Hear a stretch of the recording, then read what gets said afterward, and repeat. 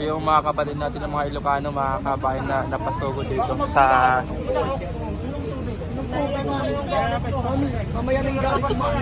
ayun.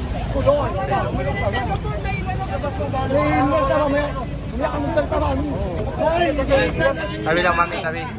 Ma'am si Ito pa, hindi ko sinasayang yung isang oras binigay nila, sir. Sayang. Walang magsasalita. Hindi nga ako marunong salita eh. Pero magsasalita ako. Sasabihin ko sa inyo, maawa kayo sa mga Pilipino para makakawa kami. Nagigiutak kami. Maawa kayo. Saan yung mga Pilipino? Hindi kayo dito sa bundong ito habang buhay. Iiwan nyo rin yung mga perang ninanakaw nyo. Iiwanan nyo rin yan. Mag-pray naman kayo sa taong bayan. I-say ninyo. Yung mga project gawin ninyo.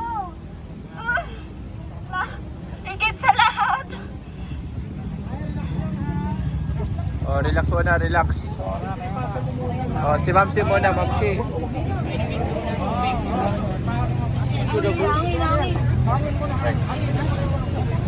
Nak, mga kabayan, no, pansamantala muna na ano kasi nga talagang sobrang emotion na po si Mother, no. Again, sila yung mga Ilocano defenders, mga kabayan, yung mga kapatid natin ng mga Ilocano defenders na sumugod dito. So for the first time, iba yung chanting na narinig natin. Buwis ng taong bayan. Para ho sa lahat, kami ay naririto ngayon bilang mga individual, walang kulay. Ang gusto lang namin, pananagutan para sa lahat. Kung kanino ka man sumusuporta, Marcos, Romualdez, Duterte, kahit na sino, dapat ay managot. Sapagkat sa uli, taong bayan pa rin ang kawawa habang sila ay kumikita. Narito tayo para siguraduhin na sa uli, hindi lamang ang maliliit na isda ang makukulong. Kagaya na nangyari sa mga nakaraang issue, kagaya ni Napoles. Si Napoles lang ang nakulong. Pero yung malalaking isda, kagaya ni Jinggoy, na ngayon ay involved na naman. Kagaya ni Enrile, kagaya ni Revilla, ngayon ay malaya at nakatakbo pa. Habang ang kagaya ni Napoles ay nakakulong pa rin hanggang ngayon. Papayag pa tayo na ang mga kontraktor na makulong? Ang inaasahan namin, may senador, may congressman, o baka may speaker pa na dapat nakulong. Panahon na upang bawiin naman ng taong bayan ang kapangyarihan mula sa mga malalaking tao. Sa panahon ngayon, kaisa nyo ang mga kabataan upang bawiin ang kapangyarihan sa mga taong ito. Napatunayan natin na ang interes lamang nila ang kanilang pinagsisilbihan. At malinaw na tayo ay etsapuera lang. Tayo ay pinaglalaruan lang. Tayo ay pinag-aaway-away lang. Balikan naman natin ang nangyari nitong mga nakaraan. Tila nagsisisihan lang at nagbabatuhan ng sisi ang Kongreso at Senado. Kapag nasa Senado, congressman ang tinuturo. Kapag nasa Kongreso, senador ang itinuturo. Pero ano ba ang panawagan ng taong bayan? Lahat ay dapat makulong. Pati na ang presidente kung kailangan siyang tignan, lahat. Yan ang panawagan ng taong bayan. Lahat, walang exception. Kagaya ng pananatili namin ngayon, mga individual na humihingi lamang ng hustisya. Napakarami na ang nakaramdam at nagising nitong mga nakaraan. Marami sa hanay natin, first time sumali sa mga ganitong pagkilos. Kaya't binabati ko ang marami sa inyo. Nasa tama na kayong daan.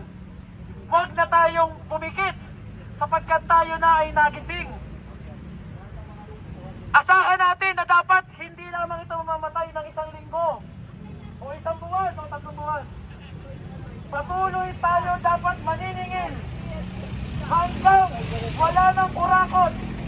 nang mapagsamantala sa gobyerno. Sana makasama pa rin namin ang lahat dito sa paniningil, anuman ang kulay.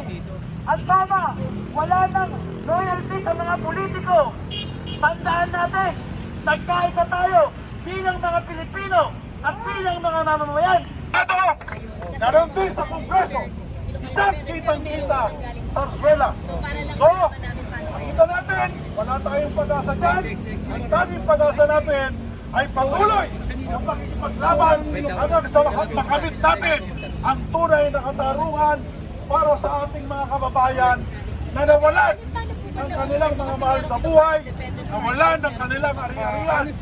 Katulad din natin sa mga kababayan natin sa probinsya, nawalan ng kanilang mga halaman,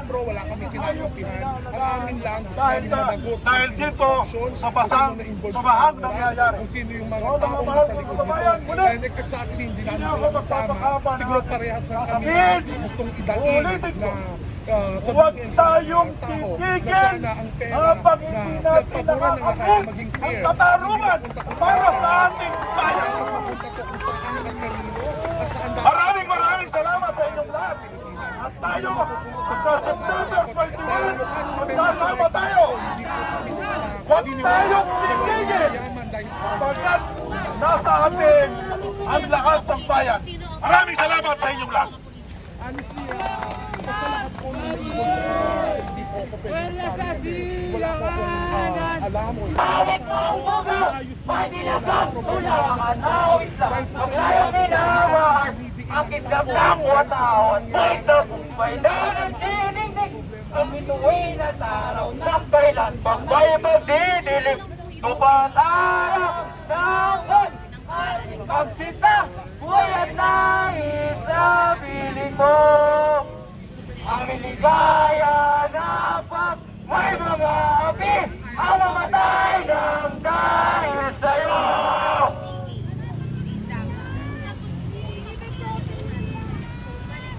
Kabataan!